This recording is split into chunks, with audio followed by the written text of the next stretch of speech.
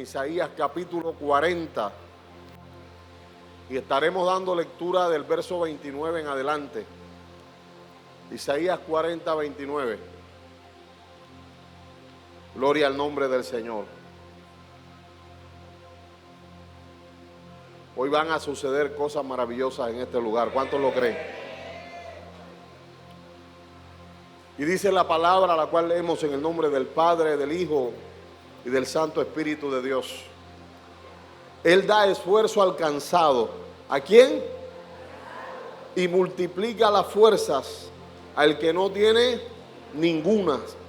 Los muchachos se fatigan y se cansan. Los jóvenes flaquean y caen.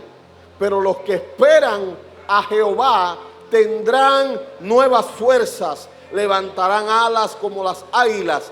Correrán y no se cansarán. Caminarán y no se fatigarán. Amén. ¿Cuántos le dan un aplauso al Señor?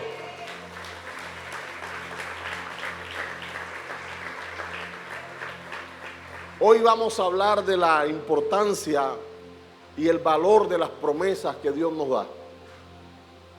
Quiero que tengamos en cuenta que muchas personas ignoran cuán bueno, cuán provechoso, cuán excelente y cuán beneficioso resulta seguir a Dios y estar cerca de Él.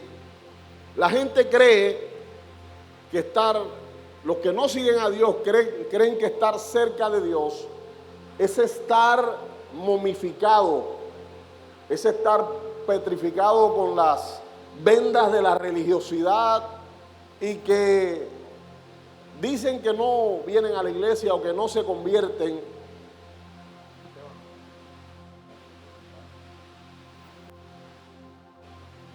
Que no se convierten porque nadie les va a prohibir nada.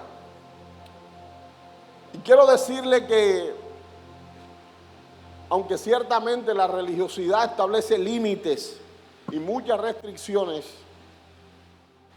el Señor es un Dios que lo que más espera es que nosotros seamos bendecidos. Y por eso la Biblia tiene miles de promesas, las cuales están ahí establecidas y dispuestas para nosotros. La Biblia contiene esas promesas y en cada promesa se revela, se establece la voluntad que Dios tiene para bendecirnos y para que nosotros estemos bien.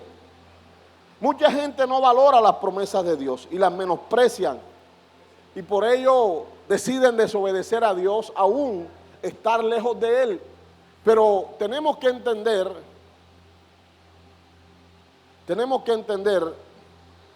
que para recibir las promesas de Dios necesitamos estar cerca de Él. Para recibir las promesas de Dios necesitamos estar en el lugar, en la posición y en la postura correcta para poder recibirlas. Te voy a poner un ejemplo tan sencillo y sé que es un ejemplo que le va a sacar de pronto la risa a algunos de ustedes.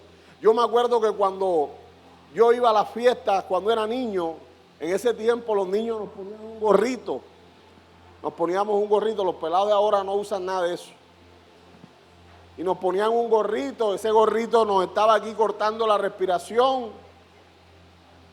Pero nosotros éramos felices con ese gorrito. Y yo recuerdo que por lo general las fiestas se hacían en las salas de las casas.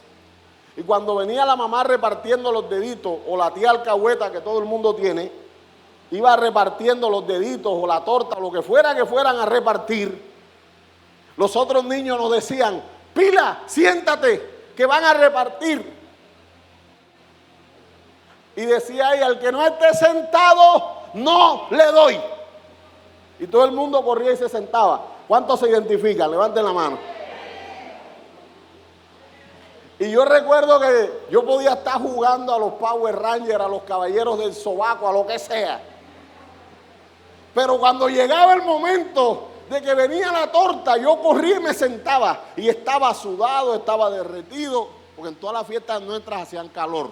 Ahora es que la gente alquila salones. Y recuerdo que me sentaba y así yo podía recibir esa torta. Y quiero decirte que así es con las promesas de Dios. Las promesas de Dios siempre están disponibles, pero tú tienes que estar en el lugar, en la posición y en la postura indicada para poder recibirla. No crea, escuche, no crea que usted puede estar de cualquier manera y usted va a recibir las promesas de Dios. Las promesas de Dios tienen condicionantes y ahorita vamos a aprender un poquito de eso. Y vemos que en la Biblia, dentro de las miles de promesas que hay, el Señor siempre establece algunas condiciones. Y así como en la fiesta que les estaba contando, había que estar sentado para recibir la torta, los deditos, los chitos, lo que fuera. Así nosotros tenemos que estar en el camino del Señor para poder recibir lo que Él quiere entregarnos. Las promesas de Dios no son palabras poéticas, sino compromisos santos que están basados, número uno, en la voluntad de Dios y número dos, en la fidelidad de Dios. Todas las promesas de Dios siempre se van a cumplir. No hay ninguna promesa que no se cumpla. Lo que pasa es que hay gente que no está en la capacidad ni en la posición para recibirlas. Las promesas siempre estarán disponibles, las promesas siempre se van a cumplir, las promesas que Dios nos ha dado siempre van a llevarse a cabo, pero, diga conmigo, pero yo necesito estar en la posición, yo necesito estar en la postura y necesito estar en la actitud correcta. Las promesas vienen para transformar nuestra vida, para elevar nuestra fe y nos conectan a el propósito y a la vida que Dios quiere que realmente nosotros tengamos. No se trata, escúcheme bien, de solamente conocer las promesas, porque hay gente que las conoce, pero nunca las ha recibido. Uno de los factores que lleva a que la gente no reciba las promesas que Dios le ha dado es que las conocen, pero no las creen. Y es bueno y es importante que no solamente conozcamos sus promesas, sino que las creamos. Pregúntale al que está a tu lado, ¿ya tú crees en las promesas de Dios? Muchas personas no reciben lo que Dios quiere darle porque sencillamente tienen información en su cabeza, pero no tienen fe en su corazón. Recuerde que sin fe es imposible agradar a Dios. Amén. La Biblia, aquí donde empezamos a leer, y quiero que analicemos esta promesa puntualmente, dice aquí, quiero enfocarme en el verso 30.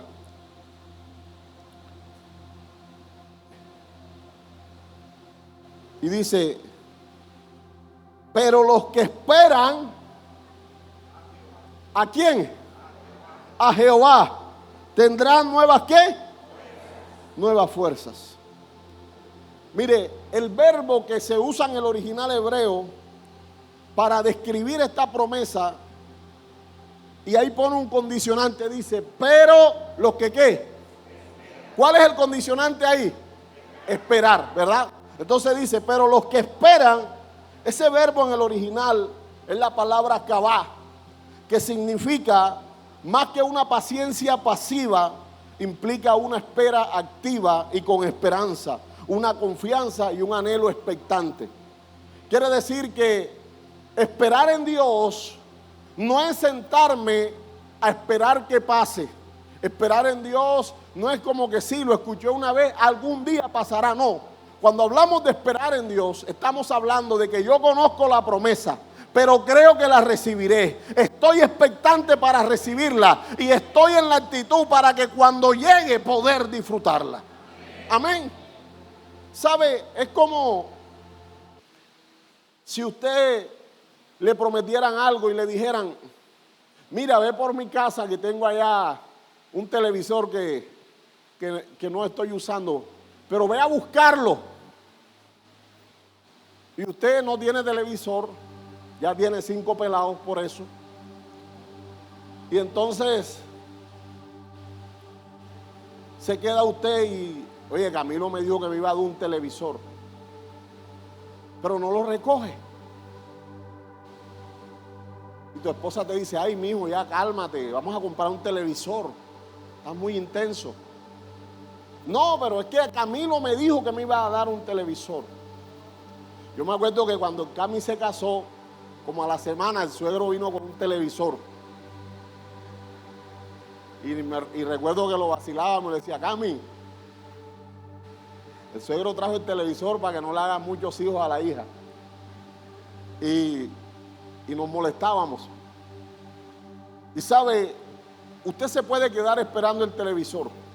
Ya él le dijo, pero si usted no va y lo recoge, usted no lo recibe.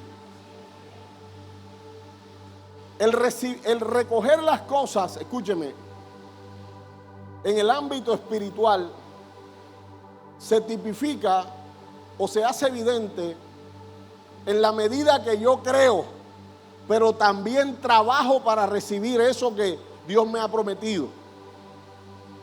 La gente tiende a tener una fe pasiva, una fe que no arrebata nada, una fe que no consigue nada, una fe que no produce nada.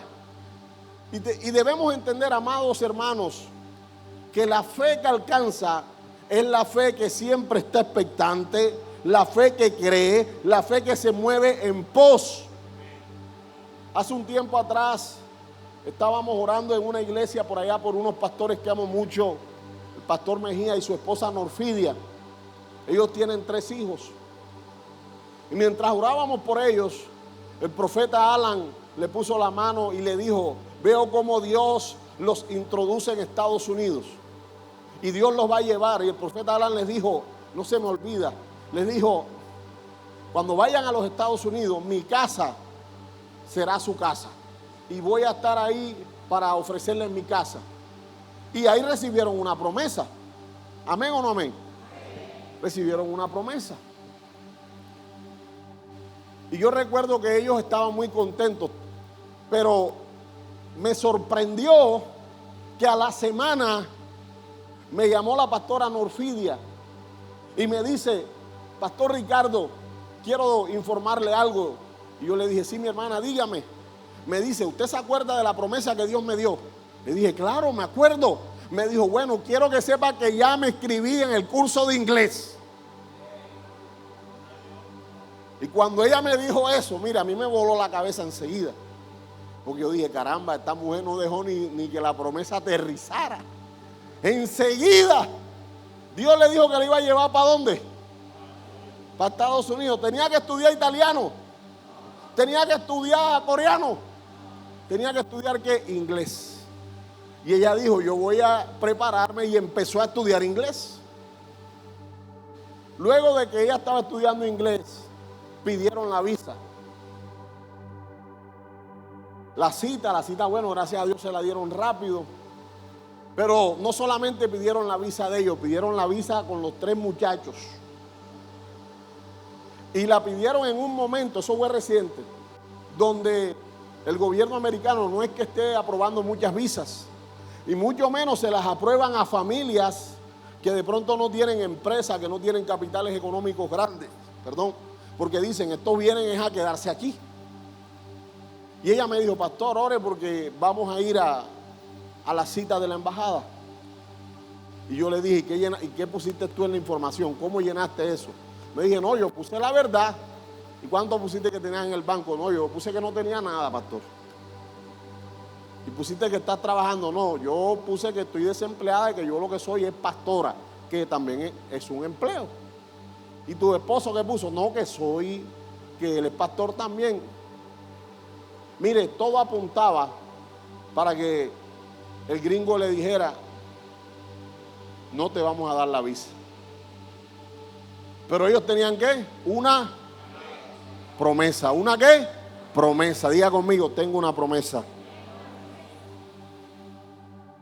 Y se presentaron en la embajada de los Estados Unidos en el momento en que las relaciones de Colombia con Donald Trump estaban más difíciles. Esta semana el presidente se puso a hablar algunas cositas y la Casa Blanca se irritó. Así que yo dije, bueno, está esto difícil, pero Señor, ellos tienen una promesa. Vinieron, no me llamaron, no me dijeron nada. Y yo dije, ¿será que se la habrán negado? Pero usted sabe que a veces uno le cae así como el chisme santo, la cosa así. Yo dije, no, yo voy a llamar para ver qué Dios hizo. Y llamamos. Ajá, ¿y cómo le fue? No, pastor, bien, pero ajá, ¿sí o no? No, pastor, claro, si teníamos una promesa. Se la aprobaron a toda la familia.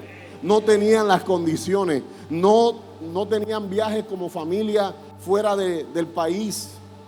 No reunían ninguna de las condiciones. Pero escúcheme, tenían una promesa y se movieron en pos de esa promesa. Cuando tú recibes una promesa de parte de Dios, tienes que moverte en pos de eso. Tienes que empezar a caminar para poder recibir lo que Dios quiere entregarte. Amén. Y dice, pero los que esperan a Jehová. Mire, teológicamente esperar en Jehová no es resignarse, es tener fe y una fe viva, una fe que camina hacia lo que Dios quiere darme, una fe que produce en mí dependencia, sumisión, confianza, pero sobre todo plena certidumbre que el que lo dijo lo hará. ¿Sabe? Hay momentos donde recibimos promesas, pero nuestro entorno nos dice no lo vas a recibir. Donde la gente que nos rodea no cree en esa promesa. Pero el único que necesita creer en la promesa, diga conmigo, soy yo. Si tú crees, todo estará dado. Tú no necesitas que otro crea. El que necesita creer eres tú. Por eso no dependemos de la opinión de nadie. Cuando usted se pone a preguntar, ¿tú sí crees que Dios me va a bendecir? Ya usted esa bendición la tiene cancelada.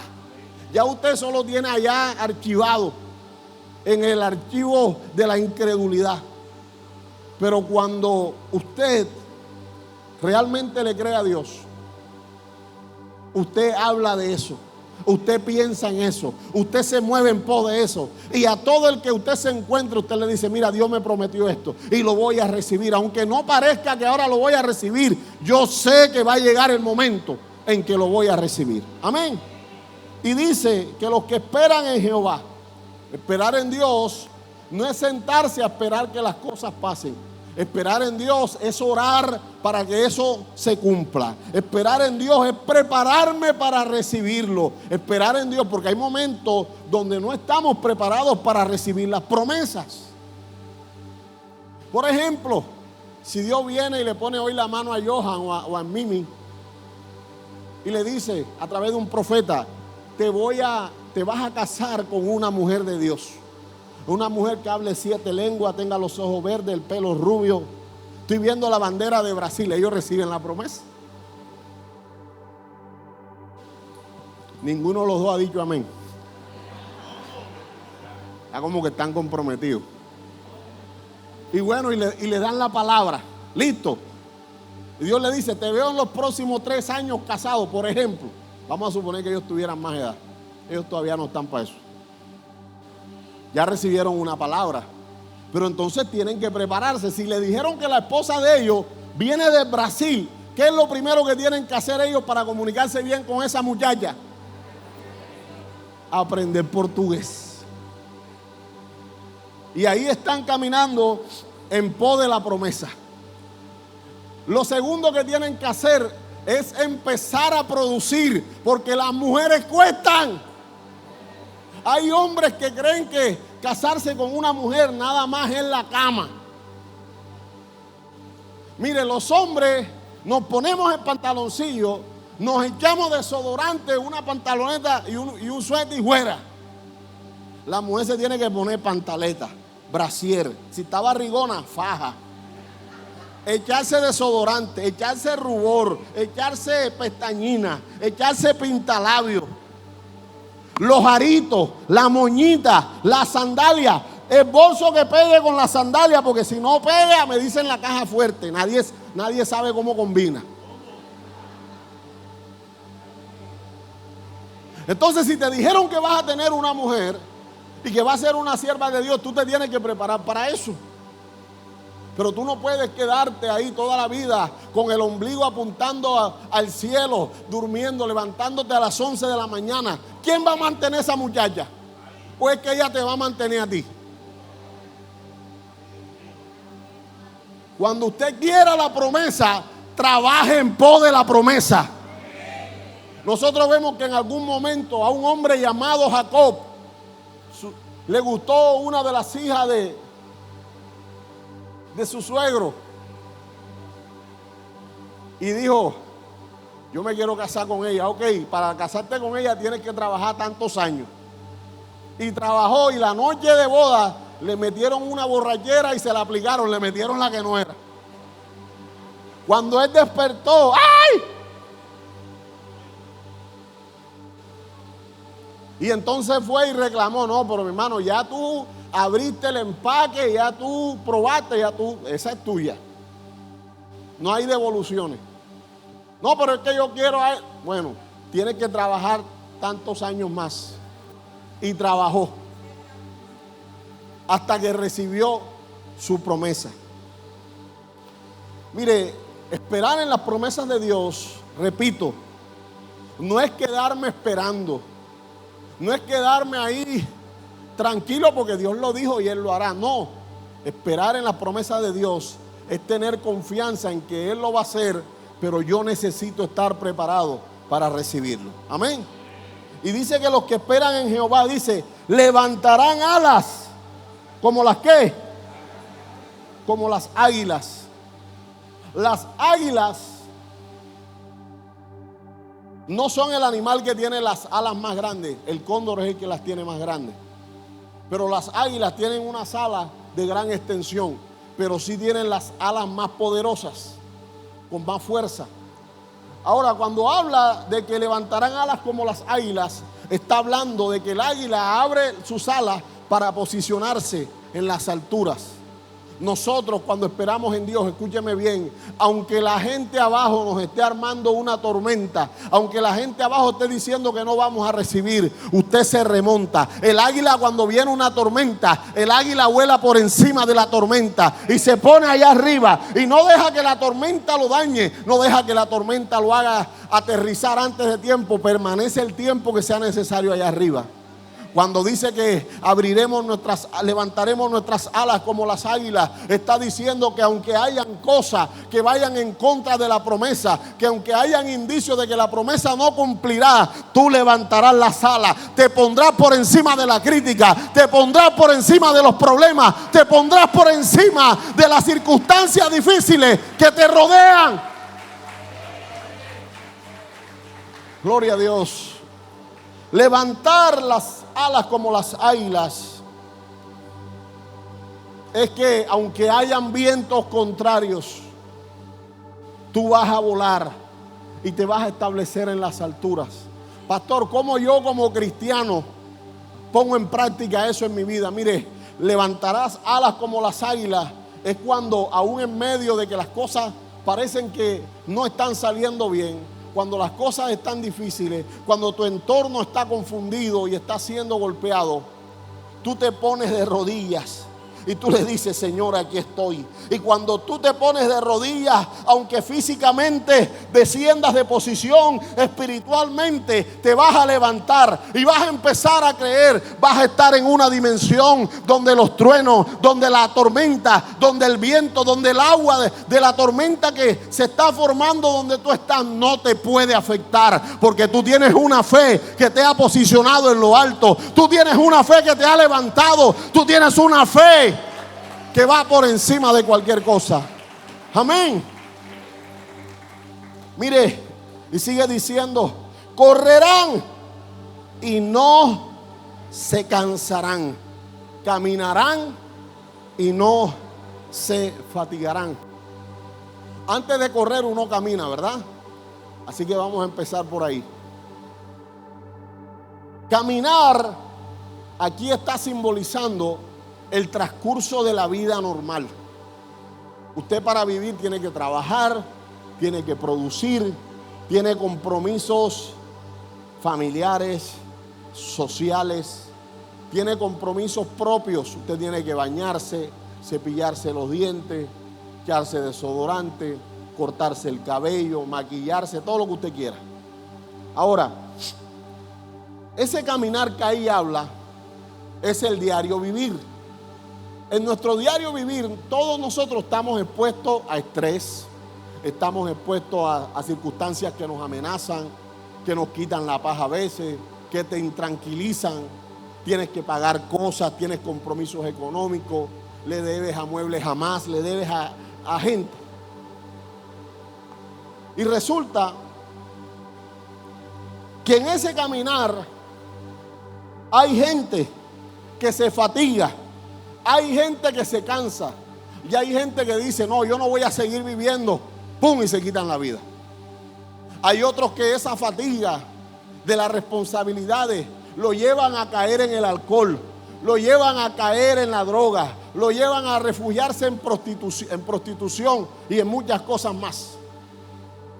Y creemos de que muchas veces ese supuesto placer que ofrece el mundo va a calmar nuestra fatiga. Pero no es así, escúcheme bien. El único que puede calmar la fatiga y la ansiedad en nosotros es la presencia de Dios. Ahora, correr, y dice, correrán y no se cansarán.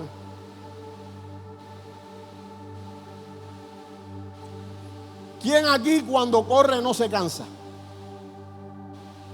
Todos nos cansamos. Y si usted está en mal estado físico, más se cansa. Entonces, si usted le toca pegar un mocho subiendo la loma esa, porque los deportistas estos de alto rendimiento que corren por aquí abajo, a ver, el juego ese, a quién le parto la cabeza, se forma una pelea, usted tiene que subir la loma corriendo.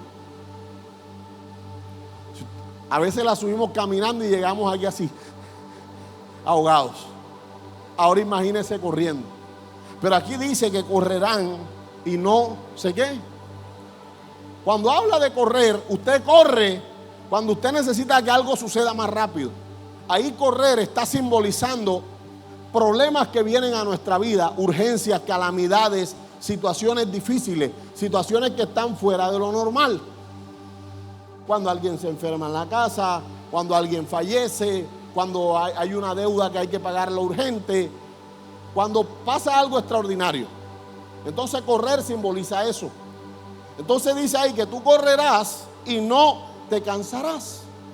Entonces usted dice, pero ¿cómo así que voy a correr y no me voy a cansar? Si es que resulta, mis hermanos, que el desgaste emocional a veces es más que el espiritual. Hay personas que cuando se ven expuestas al estrés, a preocupaciones, se sienten cansadas. ¿A cuánto les ha pasado?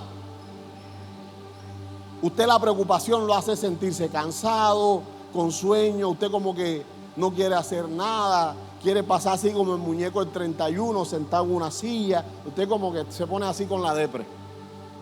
Y entonces, ahí dice que correremos y no nos cansaremos. Pero ¿cómo así, pastor, que correré y no me cansaré?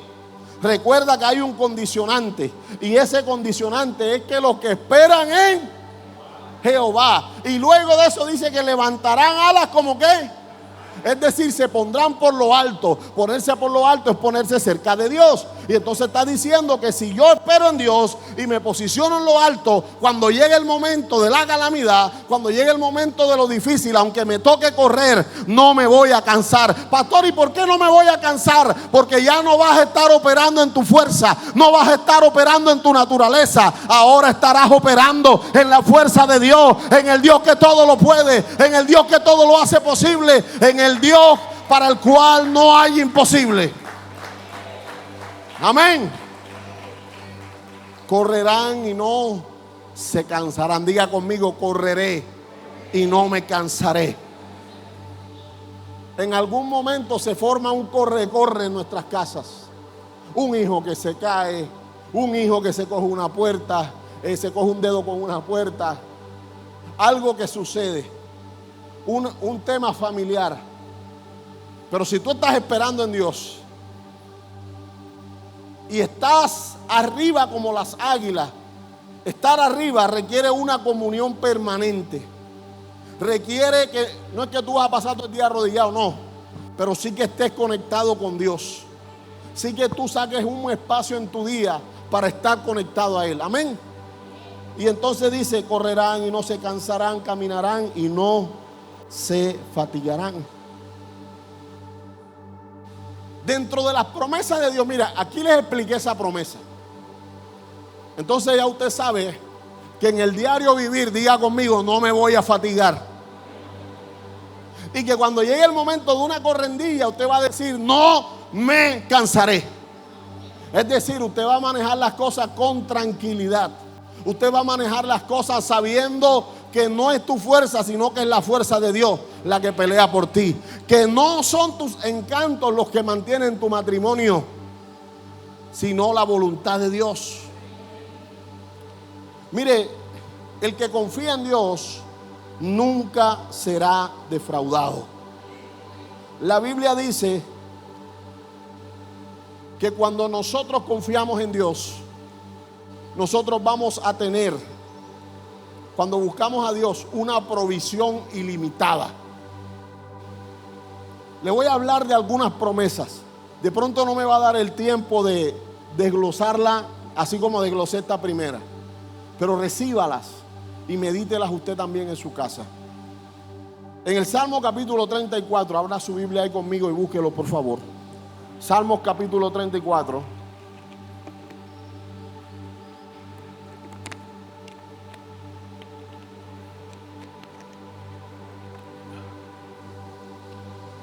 Dice la palabra, los leoncillos, versículo 10, los leoncillos necesitan y tienen ¿qué? Hambre. Pero los que buscan a Jehová no tendrán falta de ningún ¿qué? Bien. Esta promesa es tremenda. Esta promesa está condicionada en algo. Aquí dice, Dios quiere que no te haga falta nada. Pero para que no te falte nada, ¿cuál es el condicionante? Buscar ¿a quién? Buscar a Dios no es solamente venir el domingo a la iglesia. Buscar a Dios, acercarnos a Él, es un diario vivir, buscándolo en oración, acercándonos a Él en la oración, leyendo su palabra y sobre todo obedeciendo. Entonces dice aquí que aunque los leoncillos tengan hambre y necesiten, pero los que esperan en Jehová no tendrán ¿qué? Falta de ningún bien. ¿Qué quiere decir ahí? Ahí se está reforzando. Y más adelante el Señor Jesús, allá en Mateo capítulo 6, versículo 33, dijo que mas buscad primeramente el reino de los cielos y todas las cosas os vendrán ¿por qué? Por añadidura. Ahí está diciendo, busca primeramente a Dios, que cuando tú lo tengas a Él, vas a tener todo lo que tú necesitas. Amén. Ahora, esa promesa del Salmo 34:10 está enmarcada en la búsqueda. Hay mucha gente pasando necesidad porque no buscan a Dios. Andan buscando plata como locos. Andan buscando favores como locos. Y la gente le cierra las puertas. Y la gente le dice, no te voy a prestar. Y la gente le dice, no te voy a dar. Pero no han buscado al que nunca te cerraría la puerta. No has buscado al que nunca te diría que no. No has buscado a aquel que ha sido capaz de entregar todo por ti. Antes de buscar en la gente, diga conmigo, antes de buscar en la gente, voy a buscar en Dios. Hay otra promesa, y es que tú nunca vas a ser defraudado por Dios. Está en Jeremías capítulo 17, abra su Biblia ahí. Jeremías 17:7.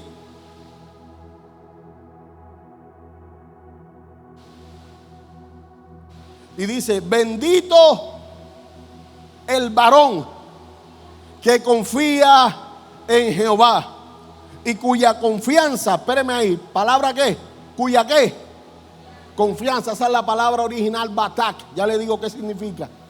Cuya confianza es Jehová, porque será como el árbol plantado junto a las aguas. ¿Qué más dice? Que junto a la corriente pone ¿qué? Echará sus ¿qué? Sus raíces. Y no se fatigará en el año de la sequía, ni dejará de dar su fruto. Aquí está diciendo que el que confía en Dios, que el que tiene su confianza, siempre va a estar bien. Los árboles que mejores están son los árboles que están a la orilla de los ríos. Son los más productivos y por lo general los que más crecen. Entonces, aquí cuando se habla de confiar, está hablando de tener plena seguridad, de refugiarse en Dios y tener confianza. Entonces, cuando habla de que bendito el varón que confía en Jehová, y repite, y cuya confianza es Jehová, porque será como árbol plantado junto a las aguas. ¿Y qué son esas aguas? Esas aguas simbolizan la voluntad, el propósito y el llamado de Dios para tu vida. Esas aguas simbolizan la vida espiritual en la cual nosotros tenemos que estar dispuestos a echar raíces para alimentarnos diariamente y para poder crecer y ser fructíferos. ¿Sabe qué es lo que pasa? Que a veces tenemos una confianza falsa, una confianza superficial en Dios. Tu confianza en Dios no puede ser superficial, tu confianza en Dios no puede ser circunstancial. Tu confianza en Dios, dígame quién ha visto un árbol mudándose. Levante la mano si usted ha visto un árbol mudándose por sí solo. Cuando un árbol echa raíces, las raíces lo establecen y lo mantienen ahí sostenido todo el tiempo de su vida. Hay personas que nunca echan raíces aquí en la iglesia. Yo le he llamado los evangélicos maceta. Lo que está en maceta usted lo mueve. Se van para el mundo, vienen para la iglesia, se van para otra iglesia, se van a la discoteca, viene noviembre, suena buscapié, cambian el aceite por la maicena. Evangélicos maceta. En la maceta de la religión. Pero cuando usted realmente confía en Dios, diga conmigo, echaré raíces. Echar raíces, mire, hace 20 años yo eché raíces aquí en este lugar y nunca me he ido de este lugar. Mis raíces están aquí, en este ministerio. Y nunca he permitido que nadie me trasplante, porque aquí me sembró Dios. Dile al que está a tu lado, aquí te sembró Dios. Tener las raíces dispuestas te va a llevar a que estés seguro, a que estés firme, a que nadie te mueva, pero sobre todo a recibir los nutrientes, a recibir el alimento para un crecimiento espiritual correcto. Amén. Hay algunas promesas que se refieren a la identidad. Y por lo menos en Juan capítulo 1 verso 12 dice: mas a todos los que le recibieron, a los que le creen, a los que creen en su nombre, le dio potestad de ser hechos hijos de Dios. Cuando tú crees en el Señor Jesús, cuando tú crees en la promesa de Dios, tú no eres cualquiera. Apenas tú empiezas a creer, tú recibes la identidad de hijo. Diga conmigo, y si hijo, heredero. Todo hijo tiene derecho a herencia. Y estas promesas hacen parte de la herencia de Dios para nosotros. También tenemos una promesa de que seremos guiados. Y esa promesa la encontramos en Romanos capítulo 8, verso 14 y 15. Dice: porque todos los que son guiados por el Espíritu de Dios, estos son hijos de Dios. Pues no habéis recibido el espíritu de esclavitud, sino el espíritu de adopción, por el cual clamamos: Abba, Padre. Mire, dentro de las promesas que Dios ha escrito para nosotros, hay una promesa de guianza. Y es esta que está aquí, y hay varias más. Pero aquí dice que los que somos guiados por el Espíritu de Dios es porque somos hijos de Dios. Entonces, en ti hay una promesa que está disponible para ti, y es recibir siempre la guianza de Dios. Mira, a veces uno paga para que un profesional le dé una consultoría y le haga una guianza. Usted va donde el médico y paga porque usted necesita una guianza de qué tratamiento hacerse, de cuántas pastillas tomarse, de la dieta, de varias cosas. Usted va donde un abogado para recibir guianza legal y usted paga. Quiero decirles algo y quiero que lo tengan claro. La consulta que otros te cobran, en Dios tú no tienes que pagar nada, porque Cristo ya pagó por eso. Y como Cristo pagó por eso, vino el Espíritu Santo, y el Espíritu Santo está dispuesto a guiarte a ti y a mí en todas las cosas. ¿Sabe qué pasa? Que a veces esa promesa la tenemos allá archivada, llena de polvo, y no buscamos la guianza. Tú tienes la promesa de que si eres hijo de Dios, ¿quién te va a guiar? Diga conmigo, el Espíritu Santo. A ti no te va a guiar cualquiera, a ti te va a guiar el Espíritu de Y si no te basta con eso, en Jeremías 33 dice, 33:3 dice: clama a mí y yo te responderé y te enseñaré cosas grandes y ocultas que tú no conoces. Y si no te llena todavía, también enseña la palabra que el que esté falto de sabiduría, pídala a Jehová, el cual la dará abundantemente y sin reproche. Es decir, no tenemos excusa para no ser guiados por Dios. ¿Sabe qué pasa? Que a veces nos olvidamos de esa promesa. Mire, ser guiado por Dios es una gran bendición. Hay momentos que yo he ido manejando y el Espíritu Santo me dice, el otro día estábamos en Panamá, venía yo conduciendo una van con 17 pasajeros, todos eran pastores, profetas, evangelistas, y me dieron a mí el honor de conducir, y yo venía conduciendo esa buseta. Veníamos más o menos a 120 kilómetros por hora en esa autopista, y cuando, fue en República Dominicana, perdón. Y veníamos conduciendo y yo tenía que seguir a uno que iba delante de mí, que iba como en 150. Ese se le habían bajado Los Ángeles ya hace rato. Y yo iba detrás de él y en el afán de alcanzarlo iba a 120 y lo veía ahí distante, iba. Él era el que se sabía el camino, yo no me lo sabía. Y yo voy conduciendo esa van y de repente el Espíritu de Dios me habla y me dice: baja la velocidad. Y yo tenía dos opciones. Creía que era mi mente, pero como gracias a Dios ya aprendí cuando es la voz de Dios. Inmediatamente quité el pie del acelerador y dejé que la van siguiera por sí sola hasta que llegó otra vez a 90 kilómetros. Y sin embargo me habló nuevamente y me dijo: bájala más. Y otra vez la bajé, frené. Le pegué 2 tocaditas al freno y bajé. Terminé estando como en 80, y cuando estoy en 80, en plena curva, se estalla la llanta derecha del vehículo. Un sonido estrepitoso, horrible. ¡Boom! Y todo el mundo, la cosa quedó como en cámara lenta en la van. Todos nos mirábamos la cara. Y la van empezó a moverse. Y nuevamente en medio de eso el Espíritu de Dios me dice: aprieta la dirección y no frenes. Y yo agarré la dirección con toda, le metí los brazos, agarré la dirección y no frené. La van sola se frenó y quedó a orilla de la carretera. Inmediatamente se bajó un pastor, el apóstol Ernesto se bajó, puso unos conos y empezó, porque era una curva cerrada. Y no le niego, hermano, me temblaban las paticas. Yo no sabía qué iba a hacer ahora. Nos estaba esperando un avión. A todos los que estábamos ahí nos estaban esperando aviones.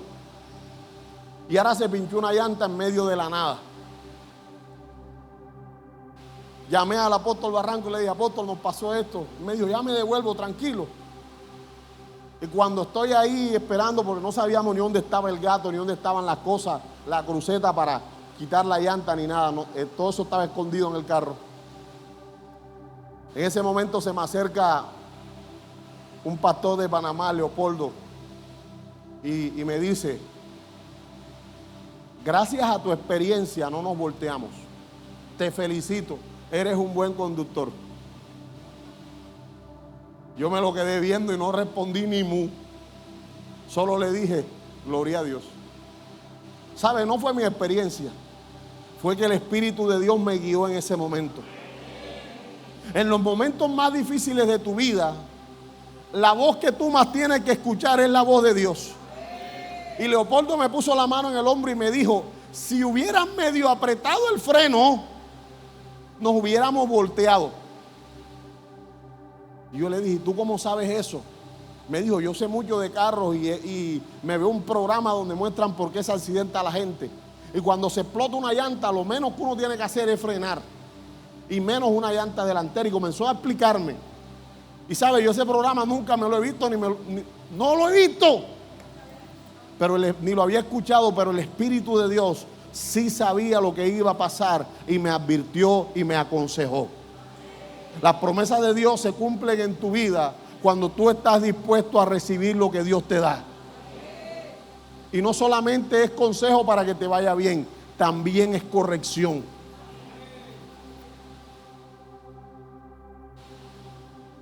Hay otra promesa que está en la primera carta de Juan, capítulo 3, versículo 1, que dice: mirad cuál amor nos ha dado el Padre para que seamos llamados hijos de Dios.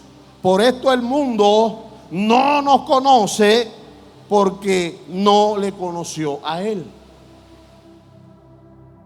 Cuando somos rechazados por la gente del mundo, cuando somos cuestionados, cuando la gente nos ataca, cuando están sucediendo cosas que amenazan tu integridad, tú tienes que entender que hay un amor tremendo, un amor grande que te ha dado el Padre para que seamos llamados hijos de Dios.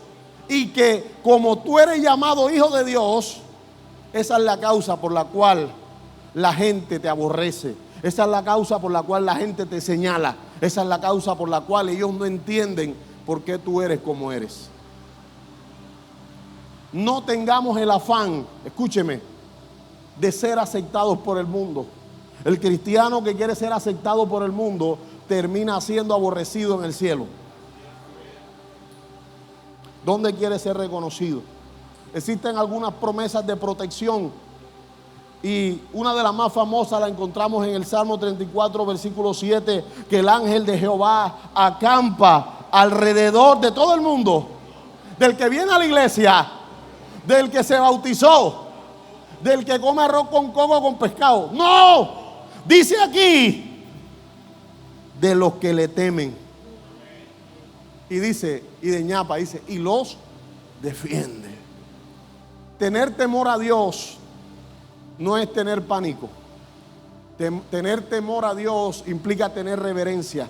Saber, ojo, usted tiene que saber que Dios lo puede todo, que Dios lo sabe todo y que Dios está en todo lugar. Y como Dios lo puede todo, ojo, como Dios lo puede todo, no hay lugar donde yo me pueda esconder de su poder. No hay lugar donde Él no pueda darme la mano, pero también no hay lugar donde Él pueda corregirme y si es necesario castigarme. Como Él lo sabe todo, quiere decir que no lo puedo engañar. Y como Él está en todo lugar, decía el salmista, ¿a dónde huiré de tu presencia? No hay lugar donde Dios no te vea, no hay lugar donde Dios no sepa lo que estás haciendo y no hay lugar donde tú estés imposibilitando el poder de Dios. En Isaías 54, 17 hay una promesa que a mí me gusta mucho. Y mire, y esta promesa te va a llevar a tener una revelación en la guerra espiritual. Ojo con esto. Esta promesa es muy importante. Mira lo que dice: ninguna arma forjada contra ti, ¿por qué? Prosperará. Y condenarás toda lengua que se levante contra ti en juicio. Esta es la herencia de los siervos de Jehová. Una vez una persona que estaba recibiendo un ataque espiritual me dijo: pastor, pero entonces ¿dónde está la promesa que ninguna arma forjada contra mí prosperaría? Yo le dije: sí, está vigente. Me dice: pero no entiendo por qué tengo este problema. Es que la Biblia en ningún momento dice que no habrán armas que apunten contra ti. En ningún momento la Biblia dice eso. La Biblia no dice que no habrán armas que quieran cortarte la cabeza. La Biblia no dice que no habrán armas que el enemigo coja para apuntarte. De hecho, aquí es claro y dice que ningún arma forjada, cuando habla de que ha sido forjada, es que ha sido preparada, que ha sido martillada, que el diablo ha preparado su plan para derribarte, para acabar tu matrimonio, para romper tu finanza. El diablo ha preparado cosas para enfermarte, pero aquí dice que aunque a él las haya preparado, no prosperarán. Es decir, no te van a poder destruir. ¿Entendieron o no entendieron? No está diciendo que no van a venir, pero sí está diciendo que aunque venga, no van a poder destruirme. No van a poder vencerme. ¿Por qué? ¿Por qué no van a poder vencerme? Ahí mismo lo dice. Y dice: y condenarás toda lengua que se levante contra ti en juicio. Y dice: esta es la herencia de los siervos ¿de quién? De Jehová. Se me acabó el tiempo, pero tengo que terminar. Voy a leer otras promesas. En Proverbios 18, versículo 10, dice: torre fuerte es el nombre de Jehová. A él correrá ¿quién? ¿Y será qué? Una torre era un edificio militar que por lo menos tenía 6 metros, fortificado en piedra. Tenía escaleras internas, algunas eran cuadradas, otras eran de manera redonda, de manera tubular. Y dice aquí, ojo, que el nombre de Dios es ¿quién? ¿Qué dice ahí? Torre fuerte, listo. Recuerde que cuando se habla de nombre, se habla de atributos, se habla de identidad. Es decir, Dios tiene la identidad de ser tu torre fuerte. Pastor, ¿qué quiere decir eso? Que en el momento que te están atacando, que en el momento que te están persiguiendo, en quien tú tienes que refugiarte es en Dios, no en tu chequera, no en tus influencias, no en tu título profesional. Es en el nombre de Dios, que es torre fuerte. Sí, pero y entonces, pastor, ¿cómo es eso? Y dice aquí: a él correrá el justo. ¿El qué? ¿El qué? El justo. Yo creo que no tengo que explicarlo mucho. ¿Y qué va a pasar? ¿Y será qué? Levantado. Es decir, la torre tiene una puerta ahí abajo, pero usted va a llegar y apenas usted entre. ¿Y quiénes son los que entran? ¿Los qué? Los justos. Cuando usted llegue ahí, usted será levantado, usted será posicionado, usted dejará de ver sus enemigos cara a cara y empezarás a verlos tú estando arriba y ellos estando abajo. Tirarán piedras, pero no podrán hacerte nada. Tirarán flechas, pero no podrán hacerte nada. Tendrán sus espadas afiladas, pero de nada les servirá. ¿Cuántos van entendiendo? Dentro de las promesas de provisión encontramos el Salmo 37, 25. Y dice: joven fui y he envejecido, y no he visto justo desamparado, ni su descendencia que mendigue ¿qué? Está hablando de qué tipo de personas, de los justos. Nuevamente, ¿de los qué? Pregúntale al que está a tu lado: ¿cómo está tu justicia? Y quiero hacerle una claridad. La Biblia dice en el libro del profeta Isaías que nuestra justicia delante de Dios es como trapo de inmundicia. Aunque usted quiera ser justo, usted no puede ser justo por sí solo. La única manera en la que podemos ser justos es obedeciendo a Dios y viviendo para Él, haciendo lo que Él dice, haciendo las cosas a su manera. Amén. La justicia para el hombre es que tú me pegas una y yo te la devuelvo. Pero la justicia de Dios no es esa. La justicia de Dios es: quédate tranquilo que yo peleo de ti, yo peleo por ti, mía es la venganza. Y dice aquí que él fue joven y ha envejecido, pero que a lo largo de toda su vida no ha visto justo ¿qué? Desamparado, ni su descendencia que mendigue ¿qué? Si usted está haciendo las cosas bien, no solamente a ti te va a ir bien, sino a tus generaciones. Recuerde que un día les enseñé y les prediqué acerca de las maldiciones generacionales y cómo alcanzan hasta la tercera y la cuarta generación. Así que si usted quiere que a sus hijos le vaya bien, sea justo. Amén. En Mateo 6:31 también encontramos otra promesa y dice que no debemos afanarnos por nada, porque nuestro Padre Celestial sabe de qué cosa tenemos necesidad, y que busquemos primeramente el reino, y de esa manera seremos bendecidos. Hay promesas de dirección y sabiduría. En el Salmo 32:8 encontramos una promesa que es una de las que a mí más me gusta, y dice: te haré entender y te enseñaré el camino en que debes andar. Sobre ti fijaré mis ojos. ¿Sabe? Esta promesa, el día que yo la leí por primera vez, llené las páginas de mi Biblia de lágrimas, porque entendí que el Dios Todopoderoso, el Dios que creó el universo, el Dios que lo creó todo, el Dios que hace posible que respiremos sin pagar factura, ese Dios está dispuesto a ayudarme a que yo entienda, y quiere enseñarme el camino en que yo deba andar. Pero más allá de eso dice: sobre ti fijaré mis ojos. Él está diciendo: no solamente te quiero enseñar, no solamente te quiero que tú aprendas, sobre ti va a estar mi mirada. Voy a estar atento a lo que necesitas. Yo voy a estar diciéndote: no, por ahí no, por acá, no te metas ahí, te vas a caer, levántate. Él es el Dios que levanta mis pies para que no tropiece. Él es el Dios que cuando me he caído me ha levantado. Él es el Dios que pelea y aún se ríe cuando los enemigos maquinan en mi contra. El viernes les leía un verso que está en el Salmo 37, en el verso 8 o en el 10, no recuerdo puntualmente, pero dice que el maligno, el impío maquina, y dice: pero Jehová se ríe de ellos, y dice: su fin se acerca. No importa quién se esté metiendo contigo, lo que importa es que tú tienes un Dios que te quiere enseñar y un Dios que tiene su mirada puesta en ti. Amén. Hay otra promesa que está en Proverbios capítulo 3 versículo 5, y dice: fíate de Jehová de todo tu corazón, reconócelo en todos tus caminos, y Él enderezará tus veredas.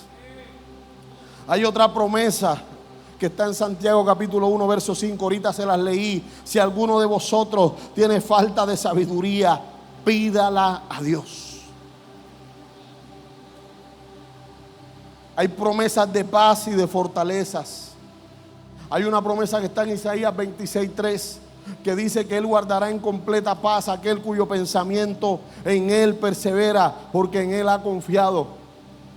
Quiere decir que si usted es una persona que persevera en la fe, que persevera en la vida espiritual, Dios siempre te va a guardar en paz.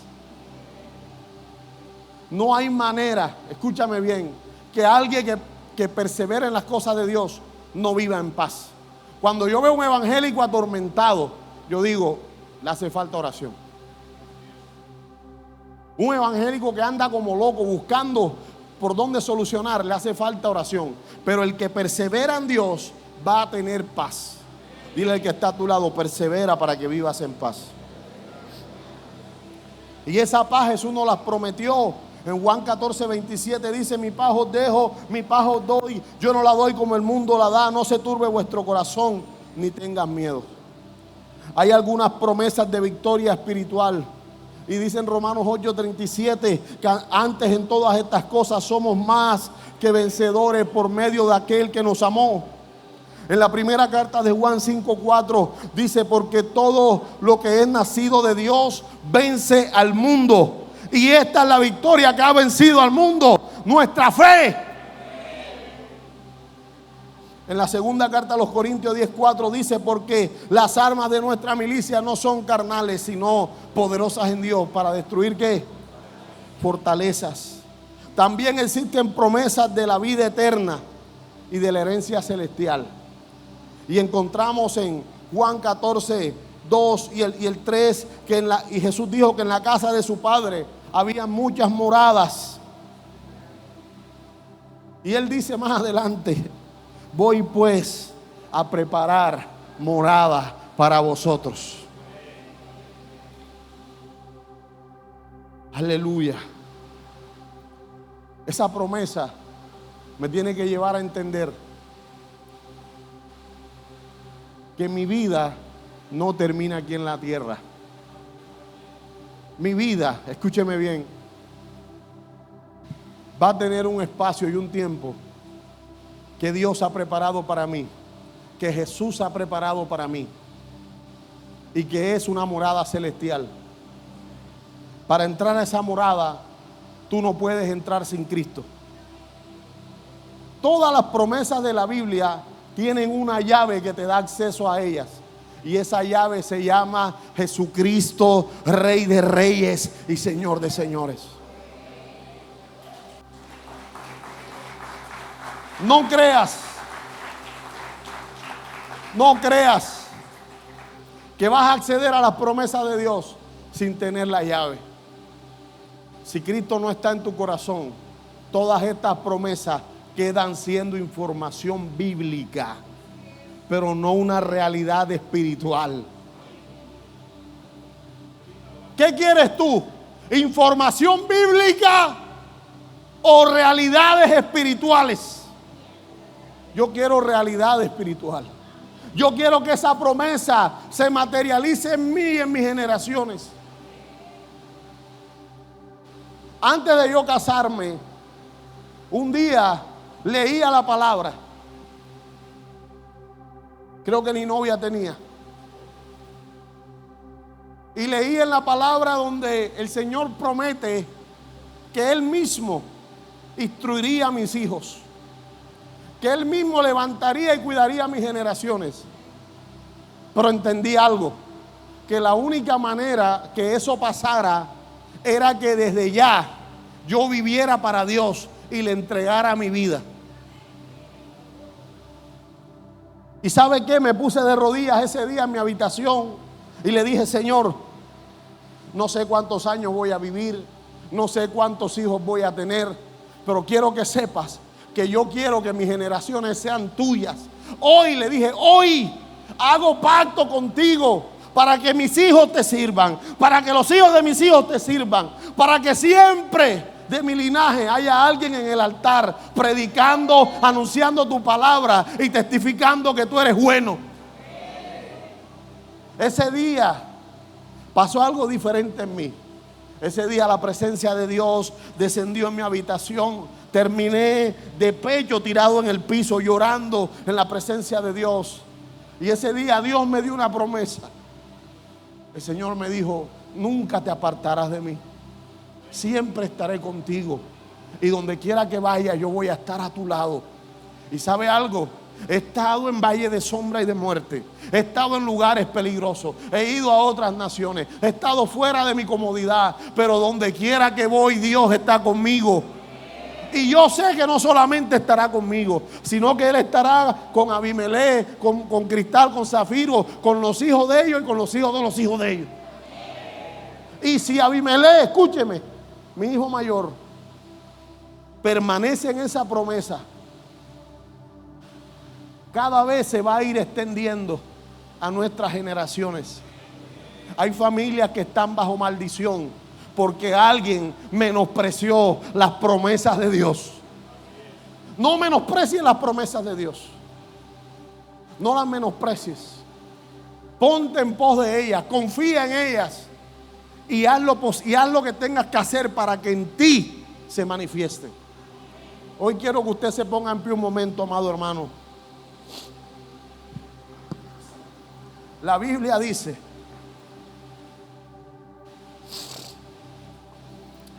en la primera carta de Pedro 1:4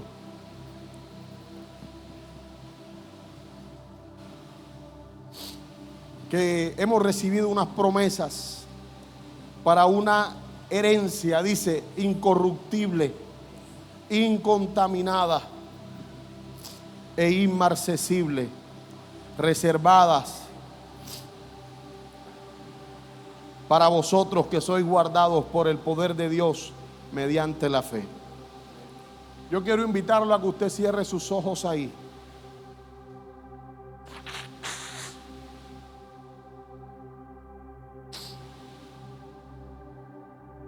Y a que usted sepa que las promesas de Dios están disponibles para ti. Esas promesas Dios las ha preparado cuidadosamente para bendecir tu vida. Y hoy quiero que usted sepa, abra los ojos un momento, que para que esas promesas se cumplan, necesitamos creerlas con todo el corazón. Diga conmigo, las creo con todo mi corazón. Usted necesita atesorarlas y no olvidarlas. Diga conmigo, las atesoro y nunca se olvidarán de mí. Ojo, atesorar no es decir, las atesoro. No, no. Atesorar es tenerla resguardada. Atesorar es coger tu Biblia y esa promesa, subrayarla, resaltarla, aprendértela, escribirla en las paredes de tu casa, comprar un cuadro que las tenga. También hay que orar en pos de esas promesas. Diga conmigo, voy a orar por mis promesas y se cumplirán. Pero también hay que esperar con paciencia y con fidelidad. Diga conmigo, voy a esperar porque sé que lo recibiré. También hay que caminar conforme a esas promesas. Diga conmigo, voy a caminar en pos de las promesas. También hay que rechazar la duda cuando aparezca. Diga conmigo, rechazo la duda y el desánimo. Y por último, hay que testificar cuando Dios las cumple.